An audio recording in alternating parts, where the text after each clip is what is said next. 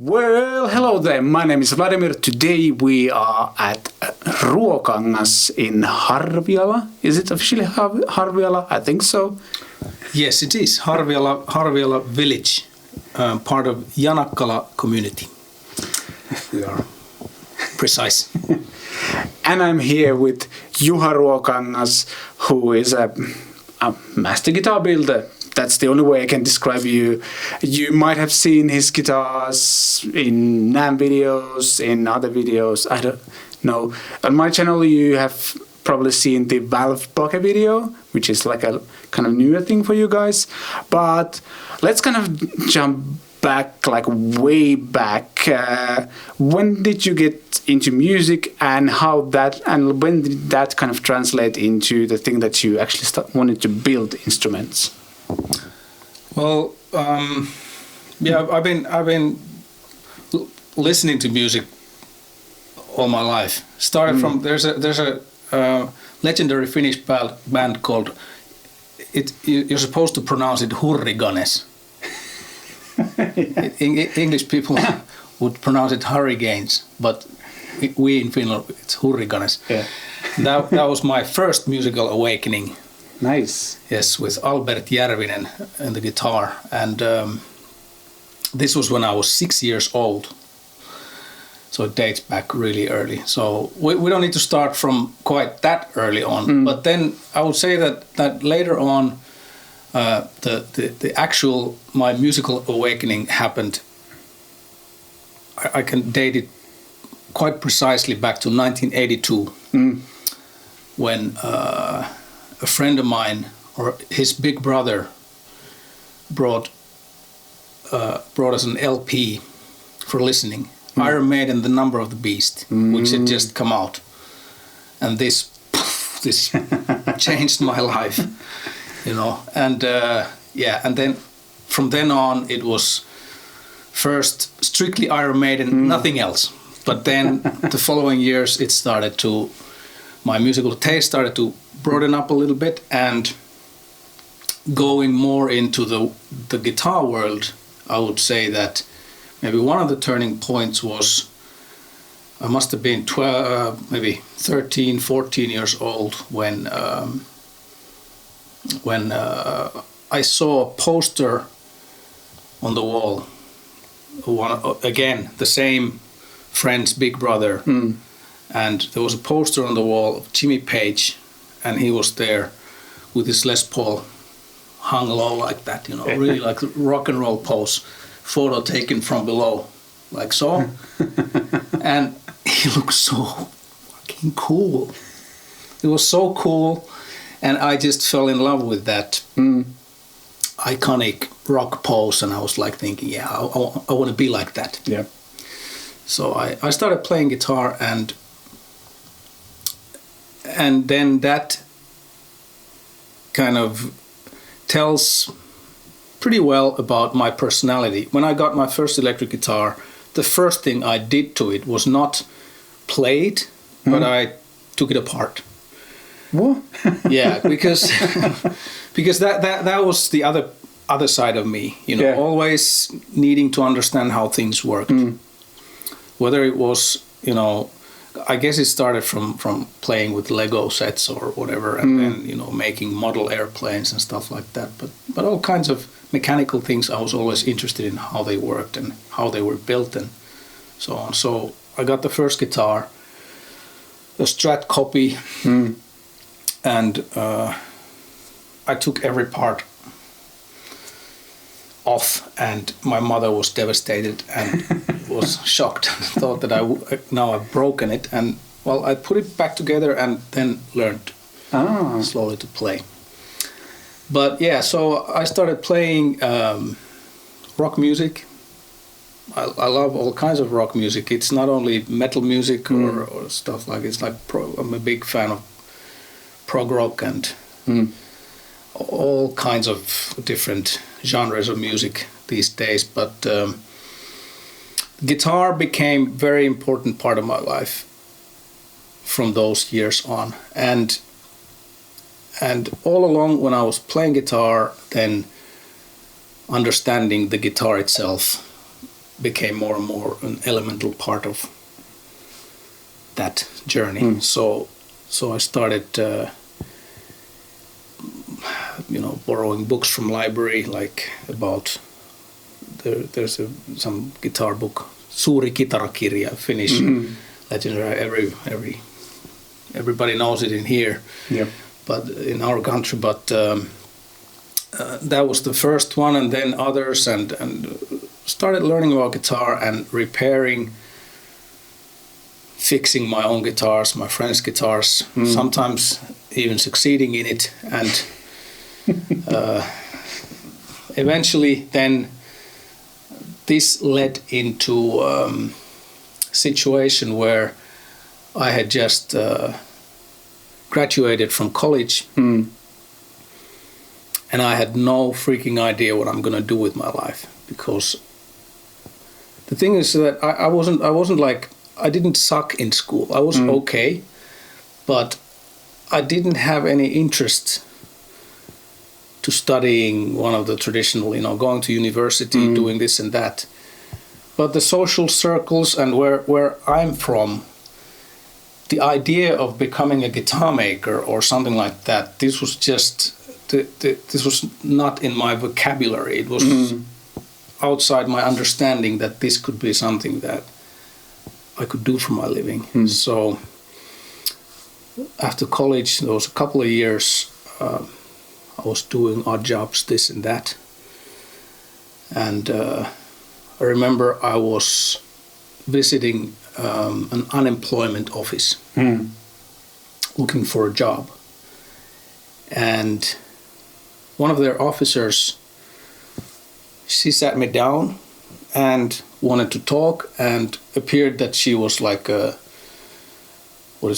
psychologist, helping young adults to find the direction to their lives and something like this. And ammatinvalintapsykologia, I think. What is that? Translate that. Career selection psychologist.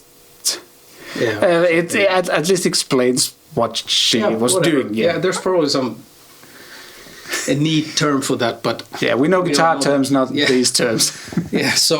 So anyways, she sat me down and she asked me a very important question. What would you want to do? And the funny thing is that nobody had ever asked me that in school, in college. We had the, this opinto-ohjaaja, whatever is that again? I don't know, like study school counselor, something like that, maybe. But I was never asked that question. That they were just telling, you're good in psychology or good in history. Maybe you should go to university, study this or that, or become a teacher. You talk a lot. Go, become a teacher, do something like that. So, but the problem was I wasn't interested in that stuff. So I was playing in bands and more and more feeling of a kind of a failure, because things just didn't happen for me. And so I was there sitting in an unemployment office and chatting with this nice lady, and she asked me about the music I play, and I have these bands and blah blah. It's not going anywhere, and then I happened to mention about this, that I'm repairing guitars.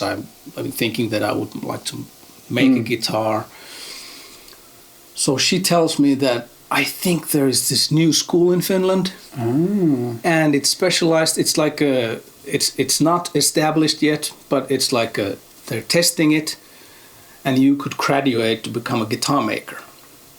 And when she said those words, you could become a guitar maker, I swear, every hair in my body, goosebumps. And that was the moment in my life where, from the previous moment, not knowing what I'm going to be, who I'm going to be, to the next moment, it crystallized like, I want to do that. I want to be that. Yes, and this was 1992, and I applied to the guitar making school in Ikalinen, Finland, and got in, and The school is still running, by the way, so it wasn't just a test. Yeah, it has established since. It became like kind of official, I think, a couple of years after my time there or something like that. So I know that you started your business side of things in 1995, I Correct. think. Yeah. So was it during the school, or how long did it take you for you to graduate and kind of start your own business? I graduated in 1996, so I started my business already 1 year early. Yeah, and there's a history to that. You know, we had one of our teachers, Matti Nevalainen, a legendary Finnish luthier, Flying Finn Guitars, Finnish Guitar Works, still around, so go check that out from internet. And Matti was my teacher in the school, and he had just gotten, it was the first time a Finnish luthier got a review in the Guitar Player magazine for a guitar. So he got his Flying Finn guitar reviewed, a great review in the Guitar Player. And this was time just on the brink before internet, or the kind of the very, very early times, so nobody had emails. So we were using a thing called fax machine. It's very exotic sounding, I understand that, but it existed. It's kind of an email before the time of email. And Matti started getting a lot of faxes from different parts of the world. People wanted to buy his guitars. And Matti was a great teacher, a wonderful character, a very lovable character, special place in my heart, always. And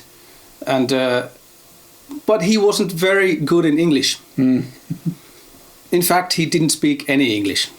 Let's say straight, okay? So he got all these faxes and everything, and he couldn't read the Guitar Player review, what it said. So for whatever reason, I became the person, his go-to person, to ask help with English language during the school. So I was helping him to answer to his faxes. He got his first dealers in USA and stuff like that. So I was helping him with all that side of things. I was his translator in the very, very early times. And then during my education, guitar maker education, he asked me if I would want to step in and start helping him out with the Flying Finn guitars as well. And this is when I started my business. So my first year in the business was actually, I was a slave of Flying Finn Guitars, Finnish Guitar Works.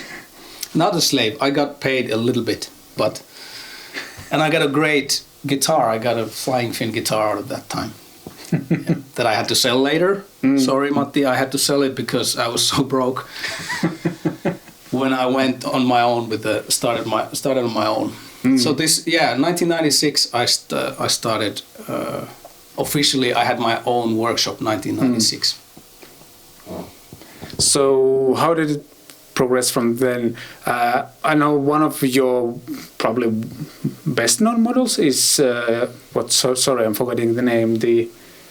The first one you designed. The Duke. The Duke, yes. The coffee isn't kicking in yet. So that was designed in.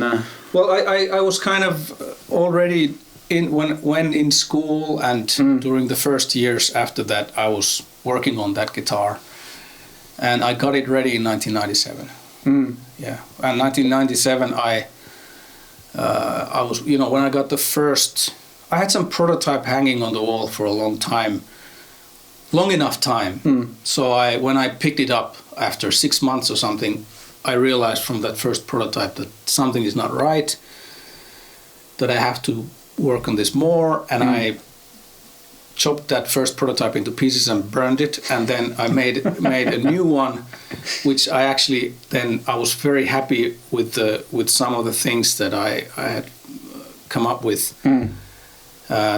Those guitars were already then in 1996 I started them, 1997 got ready, they were made out of Spanish cedar, the Spanish cedar body material, neck material that has become sort of my trademark materials used later on. And it was very unusual that electric guitars would be made out of this stone wood, which was traditionally, it was used a lot by master guitar makers, classical guitar makers for the necks. Yeah. And I found that wood when I was apprenticing to a classical guitar workshop in Finland earlier on. So yeah, anyways, I got the first Duke, the finalized versions ready, and I was thinking to myself that, this is actually, I feel this is pretty good guitar. Its balance is nice, it sounds nice, I like it. But I was a young rookie guitar maker, and I play guitar, but I'm not a professional guitarist, and so I was really insecure about this. That is this guitar as good as I think it is, or I need a second opinion at least. I need more opinions. So I was thinking, what could I do? To whom could I go to? And this was one of my maybe, like in hindsight, thinking, why have we succeeded later on? Maybe this was one of my kind of strengths, that the Finnish mentality is often quite introvert. Yeah. But I'm in that way a little bit different. I've been more extrovert, and I've been more kind of open to asking questions and going to people, talking to people, getting to know people. And at this moment when I had the Duke guitar ready, I was thinking to myself, I need, where could I reach? How far could I reach with this guitar, with my best imagination? And at that point of time, I thought I need to show this guitar to guitarist Jukka Tolonen. Jukka is a legend in Finland and in Sweden. He's very well known in Germany. He has fans elsewhere in the world as well, but he's like a jazz fusion prog rock player from the 70s and very highly regarded, and still his songs are, I think, part of the pop jazz conservatory, studies. People learn his songs, and they are, studying his songs, how they've been composed and put together. And Jukka was at that time living in Stockholm, played with his trio, had just published or released an album, and I was a huge fan of Jukka's music, and I thought that I need to somehow reach out to him. So I called his record label in Sweden, and for whatever strange reason they gave me his home number. People didn't have cell phones at the time. So I start calling his home number. He never answers. I leave voicemails. And probably like his top one annoyment in his life at that point, when this Finnish young guy is leaving these stupid messages about wanting to show a guitar. I don't know. I don't know what he was thinking. But one time, I can't remember how many times I tried to call, until one time he answered the phone. And I could tell that he had noticed my voicemails, because he said, "Yes, what do you want?" And I'm not interested in a guitar. But somehow I just, that I'm coming soon to Stockholm. I don't want to sell you anything. I want to show you, I want your opinion about this guitar. And so he was like, okay, well, if you're coming to Stockholm, okay, yeah, why not? And the truth is, I was not going to Stockholm in other businesses. I just had, in that instant, I had come up with that to lower the threshold of the guy saying yes instead of no. So anyway, then a month later, or whatever it took, I took the ferry to Stockholm, and we meet there at his home. and he starts playing that guitar, and he's a very introvert guy. He doesn't talk much. He just plays there and has a sip of tea and plays more and asks me short questions about something, and then at some point he's there kind of like talking to himself that, I want to try this with an amplifier, with something. He didn't have amplifiers at his home, so we had to go to, and he didn't have their bass player had the keys to their rehearsal studio, so we couldn't go to the rehearsal studio. So we have to go to Stockholm Centrum to Halkan's the music store, Slussen, there in the Centrum, like the legendary guitar store. So we go there. Yeah, they have good amplifiers. Let's go there. So we end up spending the afternoon at the music store, and he just plays and plays and plays. And I'm kind of thinking that maybe he likes it, but I don't dare to ask. And and then in the end he's like, you know what? My wife works at Svenska Television, the Swedish television. Let's go say hi to her.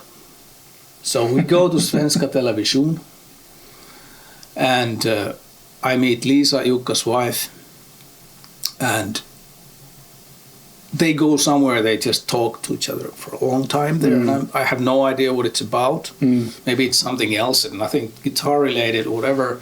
But I'm nervous somehow, and then Jukka comes back, and obviously he was asking permission from his wife. I think so, because when he came back from that meeting with his wife, he's like, "This is so great, I need to buy it." And he bought that guitar from me, and this was another one of those moments. Before that day, on the field of Finnish guitar making, whatever, this was a very small scene at the time in the 90s. There wasn't very many of us professional builders, and I was I was maybe the best guitar repairs guy of West Hyvinkää. And that's not very good considering that there is nobody else doing that in Hyvinkää. So anyway, I don't know, but I was nobody. And then I sold guitar to Jukka Tolonen. And I put out some press release to the Finnish, Soundi magazine and Rytmi magazine and Rumba and stuff. And all of a sudden I was recognized. And it was my first pins. This guy, Jukka Tolonen plays his guitar. So, it was an important moment. Nice. For sure. And I remember a few months after that, Jukka came to Finland, and it's so funny because, again, I had a cell phone already then. He didn't. And he didn't really like phones, I think, or maybe it was just that he didn't have the cell phone, but he sent me letters, like snail mail. And he wrote me letters that, hi, he called me his, what is it in the, Formula One, the race car, the tallipäällikkö. I don't know. What's that? Like a pit stop manager.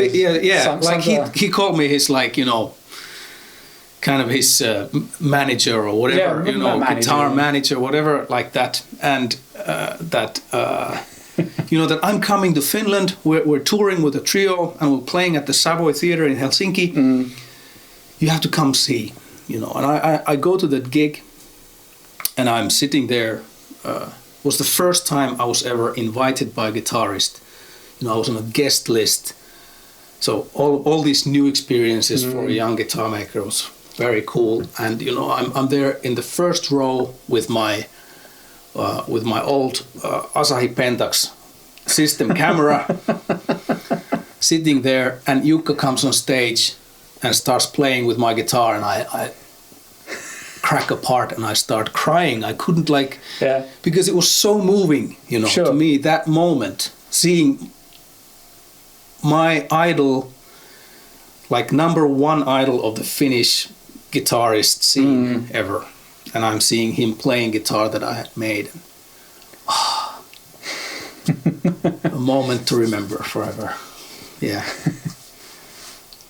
So, as you just heard, Juha here is a good storyteller. And I want to say that in order to sell a kind of handmade guitar, you need to have like a good business sense, but you also need to have, and obviously a good product, but I think you need to have a story behind it. And I kind of feel like looking at your company, how it's built, feel you had a hunch of, like right from the beginning you had the good product, but you also had, I feel you also had a hunch of how to kind of start building this all, or am I just coming up with it? Like, yeah, I would say that part of it is absolutely just arbitrary. It just came together like that. But yeah, sure, there is some kind of like intuitive something that I have later read from books. Like I've read, like, so I've never studied marketing or never studied, running business or stuff until the recent years. I've kind of went into that kind of like human development and business development and kind of, gone into that world, done some courses and things like that. And to my amazement, I'm noticing there that there are like terms for these things, and there are actually that this is what I was doing back then, and the way I started like building our brand is actually, people teach this, and I did something right. I didn't know I did it right, but it just went right. You had a good sense for it, I guess. Some kind of intuitive instinct to it, and like one of the recent things there's this character in Finland, Jari Sarasvuo, who I follow, and I've done some online courses by him, and when he was kind of there telling that or describing, maybe it's not his own thoughts, original thoughts, I don't know where it comes from, but he was talking about quality and brands. And he was talking, that the quality is, in fact, it's a reflection, quality of your product. If you think of it in a broader perspective, it's a reflection of the inner culture of your company. That's the quality. That's where the quality comes from the inner culture as a whole. And the brand is a reflection of the external culture of your company, meaning that the brand is a reflection of who you are at best. If you can communicate that to the people, who you are, and that's I think where I'm happy how things have gone for us, because the way we've managed, not alone, we've had a lot of help from web designers and people. Junnu Vuorala is one of the key people.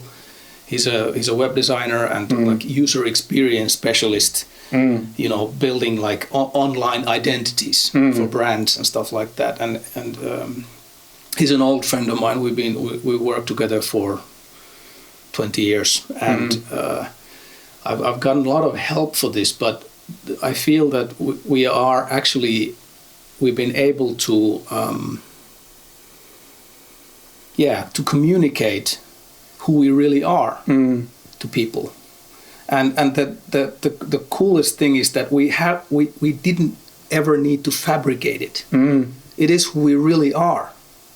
So it's real, it's genuine. There's no need to come up with some business consultant. Okay, let's make up a story for you. It doesn't really work that well. I would also say it doesn't work for Finns in general many times. No. Yeah. No. Speaking of like web and internet things, you told us, like off camera, you told us a story about how you were one of the first guitar builders that had a website back in the day. Yeah. I don't know if I was the first, but I know I was among the first, because this was at a time when internet was we're talking about like 1996, something like that, and internet was, we had Internet Explorer and Netscape, and there was some kind of a search engine thing, Alta Vista or something. Yahoo maybe existed. but it was really like a nerdy thing, like computer nerds. But internet didn't play any role to a normal person who wasn't really into the IT stuff. You couldn't do your banking, or you couldn't do anything there. Social media was absolutely non-existing. YouTube didn't exist. None of that existed in a long time. And but my friend that I mentioned, Junnu Vuorela, he's the guy who actually kicked my butt in the very early days when I started my company. That, you know, Juha, you gotta make a website. And I was like, website, what is that? And I knew what a website was, okay, but still it felt so like irrational and out of place. That what does that have to do with guitars? Because there is nothing about guitars on that place. You know, magazines didn't have websites, and you know, people didn't have emails, and it was so early on. And anyways, I went on with the idea and made my first website with Microsoft front page application, I think it was called. Something like that, I think the so. software, very primitive thing, but I got some, you know, photos uploaded there, taken with my system camera, because there was no digital cameras at the time, and they did exist, but they were so shitty quality, the digital images, that it was just not usable. And things were a bit more complicated at the time. And anyways, I got the first website up, and I put out press releases. And press release in those days meant sending snail mail. I mean, it meant sending letters to magazines, because again, the magazines didn't have emails. They did. That's true. It was just, and I had to send them, you know, copies, physical copies, photos and stuff of guitars. So I'm sending, you know, everywhere, to Guitar Player, to Guitar World, to different countries. I think to Germany, to Gitarre und Bass magazine I sent, and places, things that I could find from, you know, the academic bookstore in Helsinki, their magazine department, all kinds of different language guitar magazines. I get their addresses from there, you know, I write them down to my memo, and, you know, I'm sending out press releases everywhere where I tell that I'm making guitars, and this one-man company, I have this guitar model called Duke that has just come out, and here's my website address, ruokangas.com, okay? And to my amazement, a few months goes by, and I noticed that my press release started popping up here and there and everywhere. And they had many of them had raised the title to be that in Finland, there's a guitar maker who has a website. It's like, you know, that was the news. That wouldn't be news nowadays, but like, wow. No, so again, just a good example of, you know, the right thing to do in the right moment. At that point of time, that worked for a short time window. It worked, and I got visibility out of that. You know, being one of the first ones to have a website. I think in Finland, Kitarapaja, it's a guitar shop in Helsinki, an old guitar shop. They had a website, but I don't know. I can't say. I'm sorry if I'm now claiming to be the first one. I'm not claiming to be the first. You could have been the first one. I don't know. But anyways, yeah. But would you say that experience was also something that, like, I feel you've been kind of fearless in kind of getting into new kind of areas on the internet, because you, I think, were one of the first people or first companies to do a YouTube documentary of a guitar design, the Unicorn model. And I don't know whether you were the first online guitar builder, or you were the first one who had an online guitar builder where you could configurator. Yes, exactly. But those things were well, when we came here, I asked you, was it really in 2008 when the Unicorn series, the video series came out? And yeah, I mean, YouTube has just existed for a few years at that point. Yeah, it was the video diary that we made, it's partly kind of a coincidence that that it ever came to be. Emma, who is my wife, but also works here, and also has an education of a guitar maker. But then later on, or quite soon after she came to our shop to work with the guitars, she realized that she has really bad wood allergy. And so it was kind of an identity crisis for her to, that she had studied that for years and then so on. And but in the end, kind of we were trying to figure out that, okay, what is she going to do? Because we like to work together anyways. And she had other passions like photography. And we were thinking that maybe, you could start taking photos, start taking, care of some of the media stuff. And I think that's when Emma put us to a place called MySpace. Do you remember MySpace? I do. Many viewers probably don't. Yeah.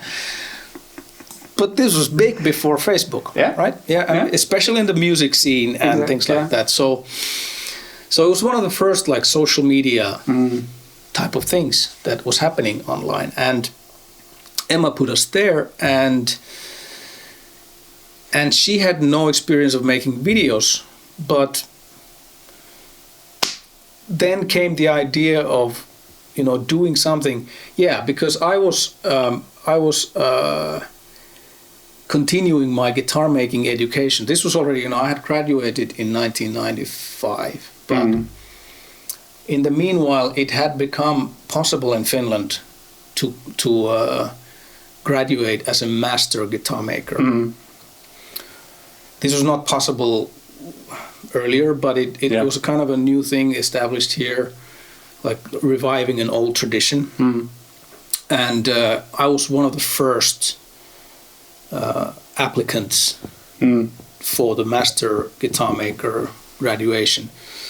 And so I had tests by the committee who then was supposed to approve because I had already been in the business for a long time, so I could do my kind of thesis as my master's degree thesis, more like, just showing people what I can do. So I'm kind of like proving it through my portfolio, my CV, and something like that. So there came the idea that, maybe we could show to the committee the guitar design and making process through video.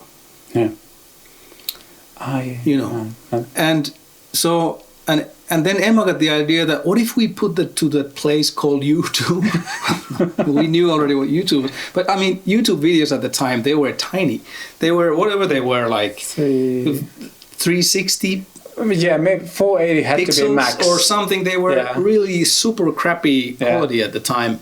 But we were again a happy coincidence because the evolution of the YouTube video quality really skyrocketed soon after. I mean, it's our video diary that then we were making from 2008 to 2009. During that time, the YouTube videos actually, they were crappy when we started, but then they were full HD when we finished off in 2009. So it was really really funny, and it was so funny process because Emma hadn't ever edited videos or shot videos. I had never been in front of the camera, video camera like that. So it was like a learning curve for me, for her. And then the YouTube was developing in the same time, and things were changing all the time. And during that 1 year, I think we upgraded our equipment twice, to kind of keep up with it all. And I remember the first one was a really super horrible audio quality, and then the last one's not great but decent. Yeah. But so we decided to put my master guitar maker thesis to YouTube, so that the panel or the committee can watch it and see if I can do what I do. And as a side effect, everybody else could see it as well. Yeah.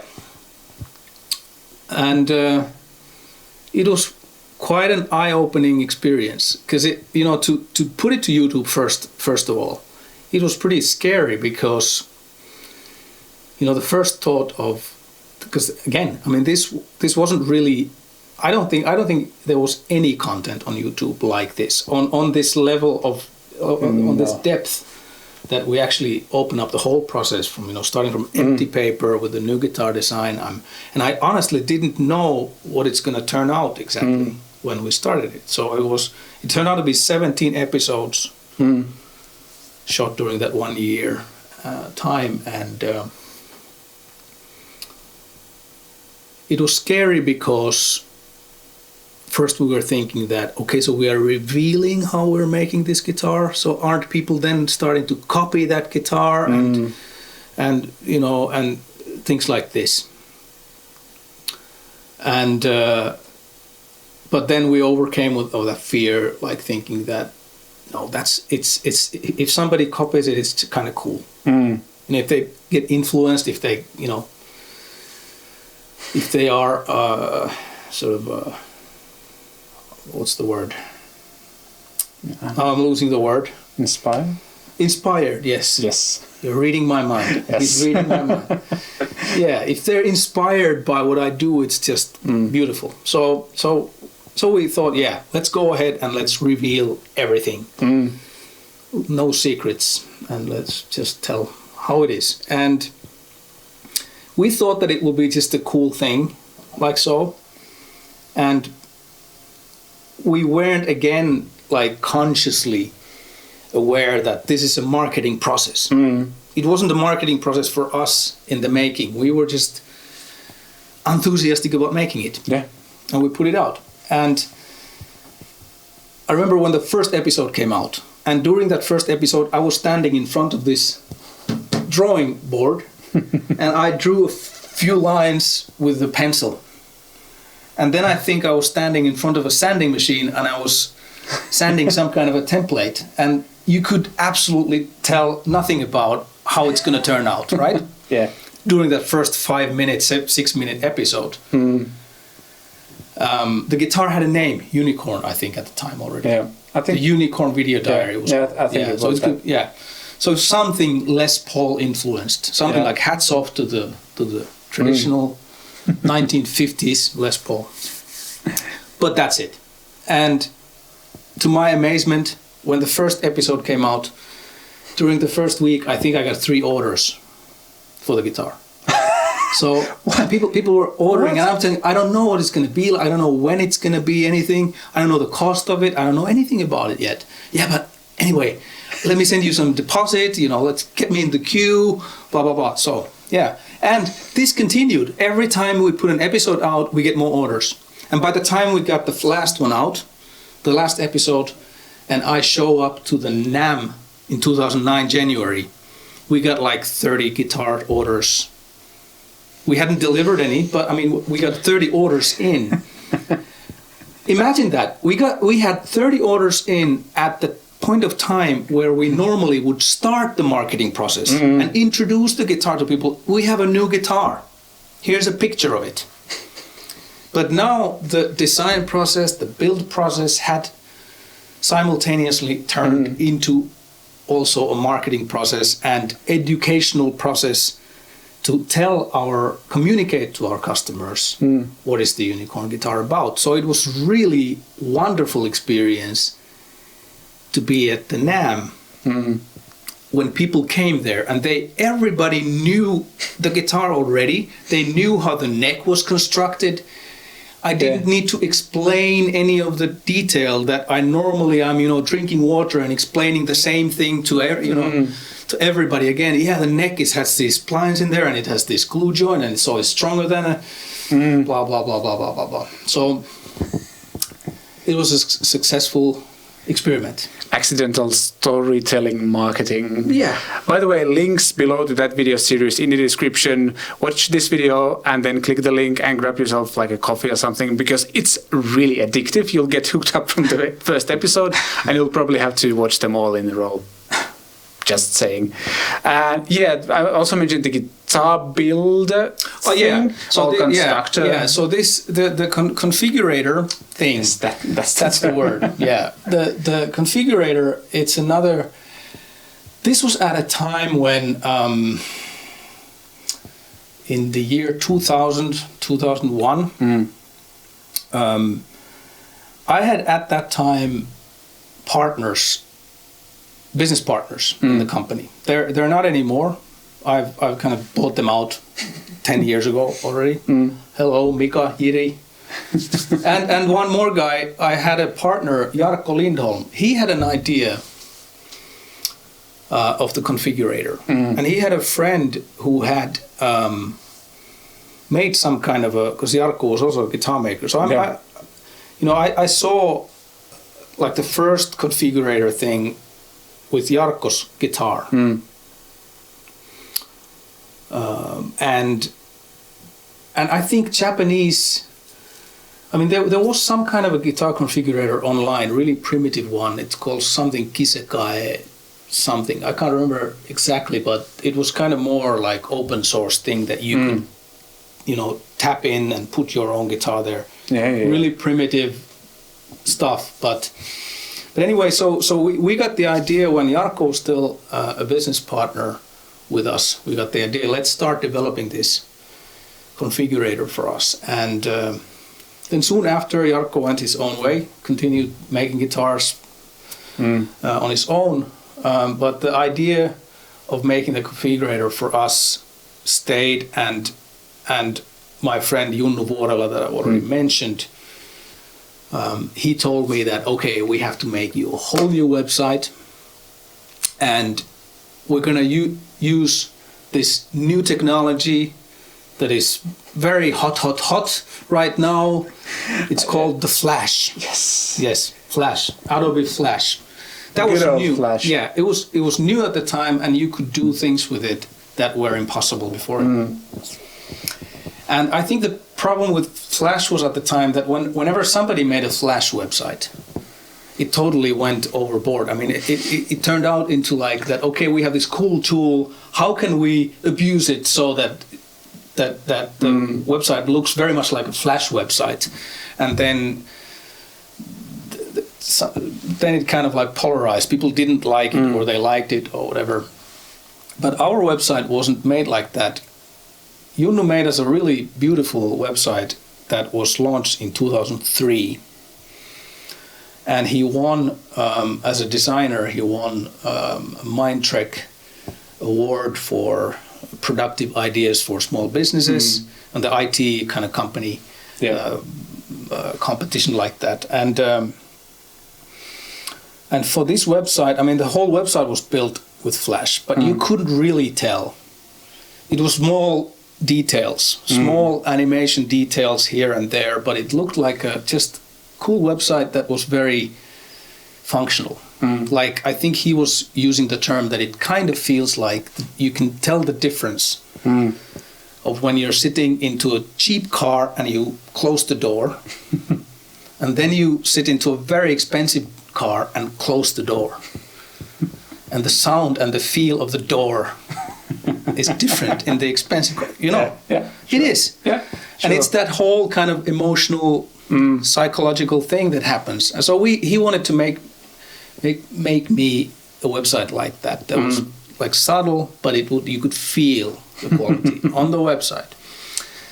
And an elemental part of that website was the new configurator, and it went out in 2003. And the truth is that, I mean, on an international scene of guitar making or guitar brands, it was probably the first configurator, that was noticed, because it was another point of time where press releases were very helpful. Magazines and they picked up on that very well, and Junnu designed, and because we used a lot of time. I don't know how many thousands of hours was put into that, making that configurator happen, but the user interface and everything, that it would not, that it would be more than a toy.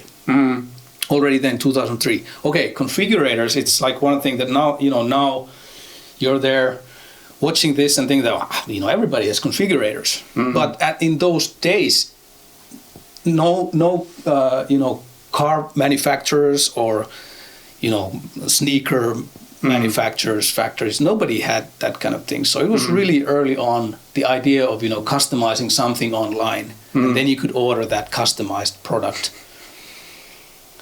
So this was just, it was new, a novel feature online, and it became pretty fast for us, really like a tool instead of a toy. So we have dealers worldwide, and they started using it, ordering guitars to their shops, and our customers, the end users, the guitarist, Yep. business term, cooler term. Yep. Yeah, and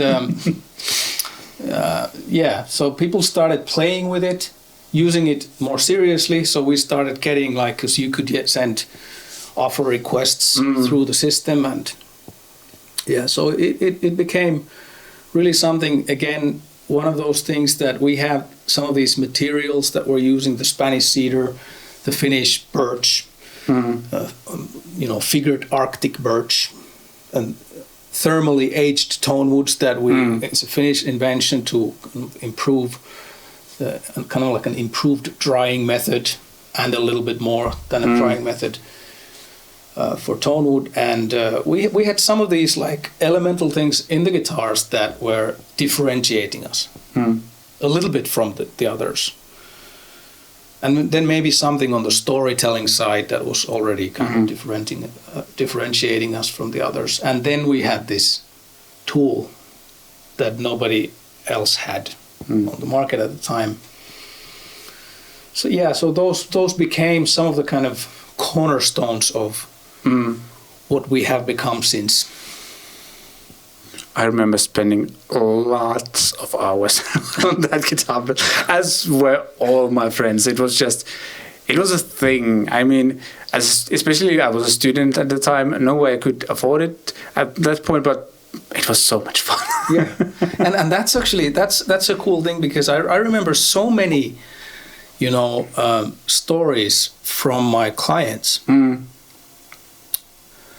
that telling me this exact same thing, that when they were in school and they were already then playing with this thing, and that's when they kind of got maybe hooked up with the idea that one day I want. Yeah. But now this is already in 2003 we had it. So people who were then 15, now they are usually working, earning their living, and a lot of these people now later years have come to me then that day has come, that they have come to order that guitar or more than one guitar. And so that's really cool. So it's a really long-term investment from us, again, that we weren't at the time so aware of being investment to our future or business, because this, from the first moment on, when Jarkko, my former business partner, showed me the idea of the configurator, it just made for me so much sense, because this is one of the things, okay, we're living this renaissance of handmade guitar. We have sometimes, I feel, being well connected to the world of guitar makers around the world through the European Guitar Builders Association and the Holy Grail Guitar Show, which I'm part of organizing the show and all that. So sometimes I feel that there are more guitar makers than players, which is kind of paralyzing thought. But trying to run a business and making your living with it. But anyways, we're living this era, this point of time where you can buy so much different kinds of guitars. There's no limits of what you can buy. There's art guitars, avant-garde, all kinds of more traditional. It's kind of like the world of handmade guitar feels like it's expanding, like our universe, like to every direction all the time. There's so much genres like the music scene Yeah. is doing the same. True. I mean, you know, you could say that okay, rock music is dying or electric guitar is dying, but it's just the old way of back 20 years ago we had like 3 TV channels in Finland, and the media channels were so limited, and we had the record labels and we had these things, and we had a certain kind of mechanism, infrastructure for guitar business, for music business, which has since kind of more or less crumbled and is finding its new ways to exist in the digital world. And it's a challenging situation for a lot of players, for a lot of musicians. How am I going to survive in this new world?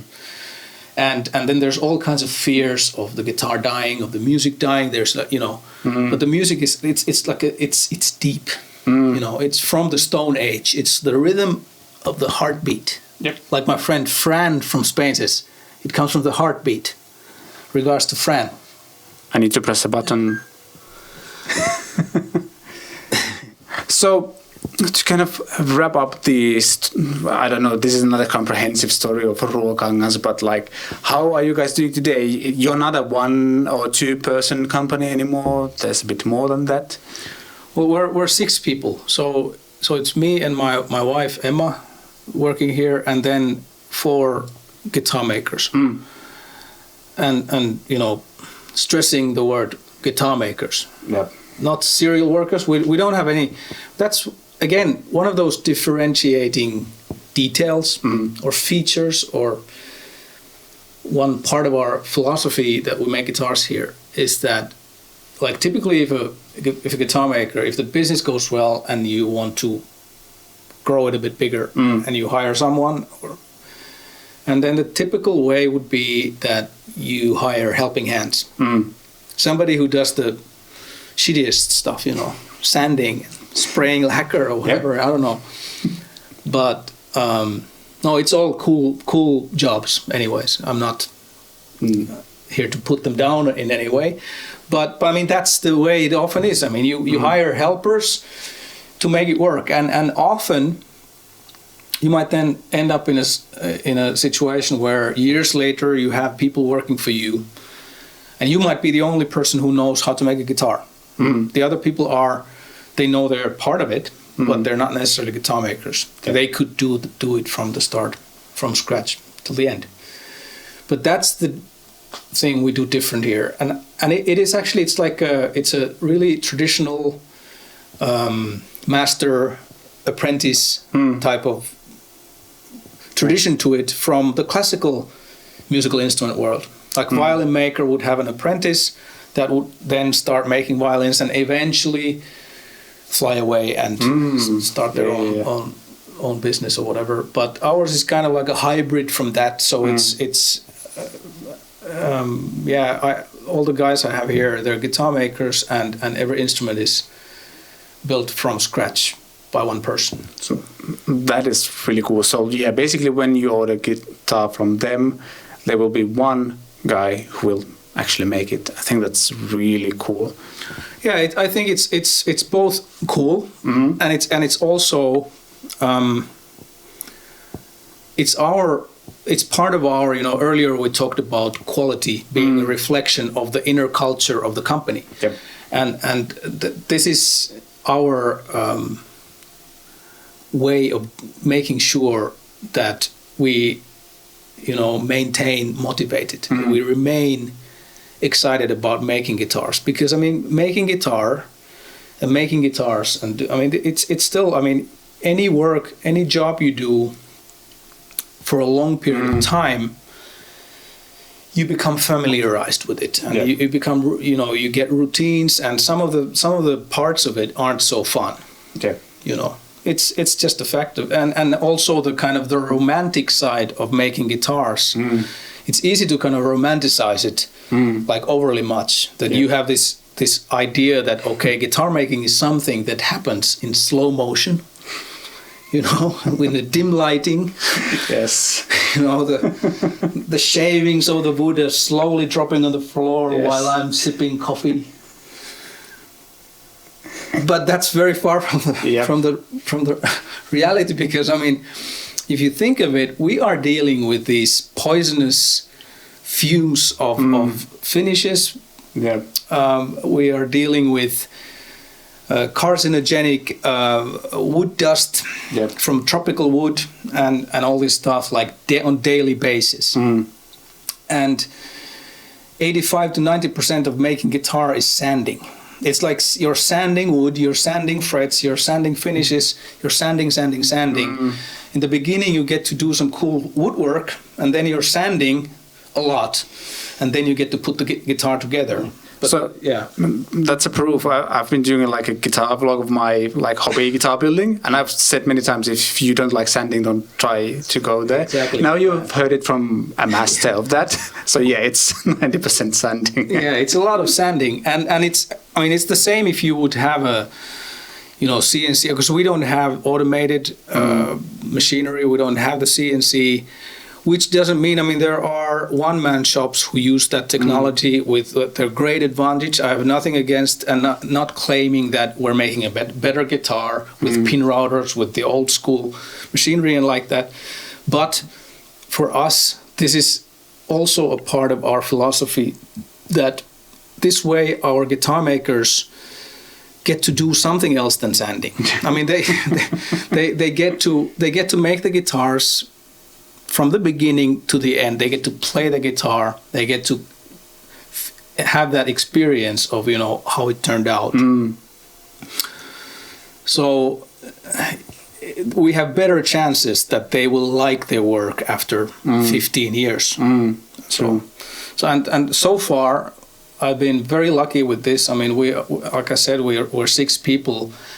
Jyrki came here 20 years ago. Tommy 15 years ago, Lari 10 years ago, Emma also 10 years ago, and Jani 5 years ago. I mean, and everybody who has come here has never left. So I feel that that's something that tells about that we must do something right. Yeah. I mean, it's not like it's you know, it's a tough job doing in Finland, running a shop like this. It's not a gold mine. Yeah, sure. You know, it doesn't make the owner or the guys making the guitars, it doesn't make us rich, but it kind of manifests other values of life that I feel by nature everyone here at the shop kind of values higher than money, as necessary as money is for us to get by in this world. But anyways. So speaking of workshops, we want to go downstairs and check that out. It will be a separate video. Thank you so much. You are a great storyteller, Indy. Thank you. And subscribe to his channel. And their channel as well. Links below in the description. All the like buttons, subscribe buttons, comment sections. You know how YouTube works by now. See you there somewhere. We're going to head to the workshop. Thanks for watching this video. I shall see you next time. Cheers.